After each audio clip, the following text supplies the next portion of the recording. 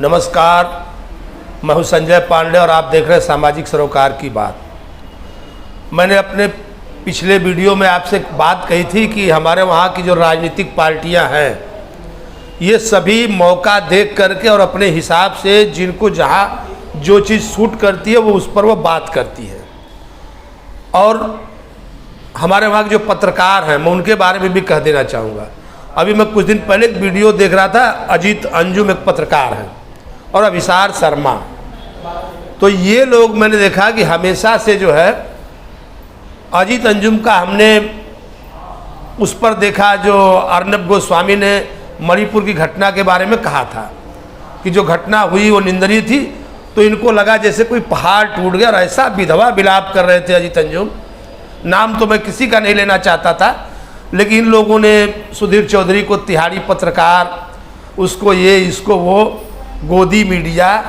लेकिन मैं उन लोगों से पूछना चाहता हूँ कि अगर ठीक है उन्होंने सरकार के बारे में या सरकार के पक्ष में वो पत्रकार बोलते रहे, तो आप क्या ठेका ले रखे थे कि सरकार के हर कामों का आप विरोध करेंगे? आपने कभी सरकार के किसी अच्छे काम का अगर समर्थन किया हो तो जरा सा वीडियो हमें दिखा दीजिए। मैंने भी देखा है कि आप हमेशा से लेकर के, चलिए ठीक है, मैं मानता था कि आप जो देश में बहुत दिन से चली हुई समस्या राम जन्मभूमि के समर्थन में नहीं बोल सकते थे, चलिए अच्छी बात थी। तो क्या आप धारा 370 पर भी सरकार को शाबाशी नहीं दे सकते थे? चलिए वहाँ भी नहीं दिए, तो कम से कम हमारी जो मुस्लिम औरतें थी जिनके हक के लिए जो 3 तलाक का कानून जब पास हुआ, उनके जीवन में जो सुधार आया, तब तो आप तारीफ कर सकते थे। लेकिन नहीं, न तो आपको हैबे की तारीफ करना था, ना IITs की करना था, ना IIM की करना था। तो फिर आप दूसरे पर किस तरह का आरोप लगा रहे हैं? और मैं ये उम्मीद करता था, अभी कुछ दिन पहले केरला में एक घटना हुई और वहाँ पर जो ये आजकल जो इंडिया बना है, जो गठबंधन बना है, उसके एक पार्टनर मुस्लिम लीग ने एक सभा बुलाई थी मणिपुर के विरोध के लिए। तो मणिपुर के विरोध के जो सभा बुलाई थी उसमें नारे लगे कि हिंदुओं को जलाओ, हिंदुओं को मंदिर के अंदर फांसी दो, अब तुम रामायण पढ़ने के काबिल नहीं बचोगे। तो क्या अजीत अंजुम इस पर बोले या कोई और पत्रकार इस पर बोला? तो क्यों नहीं बोला? तो क्या आप चुनिंदा विषयों पर ही बोलेंगे? अगर मान लीजिए मणिपुर में जब बहुसंख्यक हिंदू, मैतेई, अल्पसंख्यक कुकी और नागा ईसाइयों द्वारा जलाए जा रहे थे, तब आपने बोला? या राजस्थान की घटनाओं पर आपने बोला? बंगाल में जब महिलाओं के साथ दुर्व्यवहार हुआ या वहाँ के लोगों के साथ मारकाट हो, तब आपने बोला? तो जब आप चुनिंदा विषयों पर बोलते हैं तो आप किसी का नाम नहीं ले सकते हैं। और हमारे देश में सबको आज़ादी अपनी अपनी बात करने का, लेकिन आप कोशिश करिए कि जो हो सके आपसे तो आप हर विषय पर बात कीजिए, नहीं हो सके तो आप किसी को बदनाम नहीं कर सकते हैं।